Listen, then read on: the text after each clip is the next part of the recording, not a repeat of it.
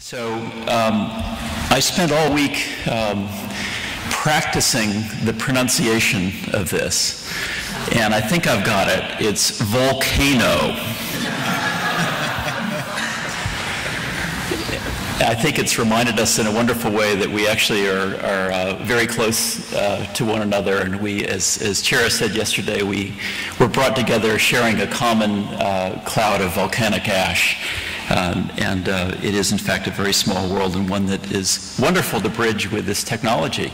I always marvel at how we worry about the effects of technology, the impact it's going to have on kids, the impact it's going to have on education, and yet I find that it drives collaborations that were really never around before, and we have amazing discussions across continents and across institutions, and that's, in fact, really exciting, and we need to figure out how to do that better, and that's really what's at the heart of this meeting. So I think a lot of us are asking, how might we really make a difference? How can we use virtual patients to transform healthcare?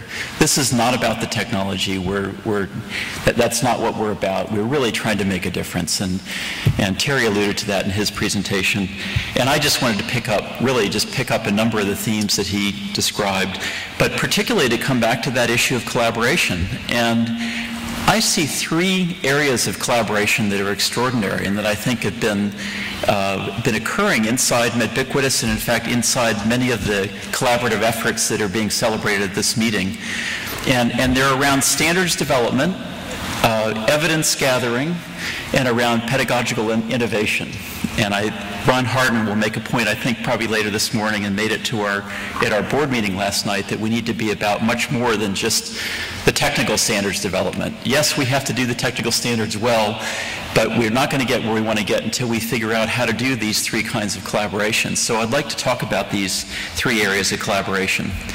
So first of all, on the technology area, that is our core activity in MedBiquitous. Our aim is to advance healthcare education through technology standards that promote professional competence, collaboration, better patient care. We're a nonprofit group. We rely on members to really undertake the activities and to drive what we're as a standards development organization. And we have 8 working groups working on standards in each of those areas, about 59 members. We try to adhere to the core principles of openness, transparency, consensus, and due process. Pretty much everything that we do is available under open license. And in fact, everything that we do is on the internet in public. The wikis record really every activity that we have. And we just have decided that it's better to be just completely open about what we're doing. We also do try to work with particularly influential drivers of standards. These are organizations that can really help us get our mission done, and I'm delighted to say that we have just terrific collaborations both in the US and also in many places in Europe. And I'm delighted to say that we do finally have a standard for virtual patient. 5 years ago, we had the first meeting. There were a few people in the room who were at that first meeting. We brought together Karolinska Institute and Dave Davies, then at that point with Ivy Meds, and Rachel all the way from University of Edinburgh, and Joel Farrell from IBM, who's here with us, and some representatives from the National Board of Medical Examiners. We sat in a room, and honestly, I think off and on during the first session 5 years ago, it seemed hopeless. The groups had just been so disparate in what they developed. It was too expensive. It was too idiosyncratic. They were just far apart. And standards work is tough blue-collar work, as I like to call it. It is heavy lifting. It's messy. It's a lot like democracy. In fact, over the years, you look back at various points in the process, and you see, wow, how did this group stay with it? And they did. They did stay with it. And in fact, earlier this month, it was announced as an ANSI-accredited standards developed by MedBiquitous. So it defines how you should show data about the patient in the virtual patient data section, what data should be available to the learner at a particular time, what the sequencing should be through the course. Terry talked about the branching, and that's in the activity model. What media should be available, whether it's video or imaging or just text.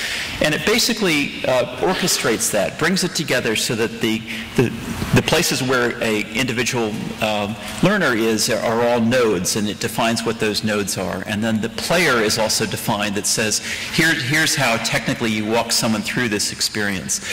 And then separately, there's separate things outside, which is the user information and their tracking. Those are outside the standard. But this is really what it covers. So it really is an enormous jump start for anyone that's starting to develop a system. And I think those of you know about these, you typically go through many iterations. And I think over the coming years, we'll really have accomplished something to say, here's a starting place. And this is just an idea to give you a snippet of the data elements, and literally there are hundreds of these that are defined carefully. Now, what I think really just made a huge difference and is a key reason that we got to actually pushing something out is the extraordinary accomplishments of the EVIP partners team. And you've heard presentations, and I think we'll hear this week stories about this group spread out over Europe and a terrific collection of 9 organizations, and the program led by, very ably, by the St. George's team. This group really brought together existing experts around the world and also hammered through what it would take to really come up with that common standard. And the funding, the effort, the organization is just absolutely admirable, and I think it's a great example of collaborative effort. And this sort of framework for collaboration is just absolutely essential to make progress. It isn't just about virtual patients. There actually are many other things, and this fits with Terry's theme of really weaving everything together. Standards are very important for creating that sort of coherence, and again, you can't get there without great collaboration.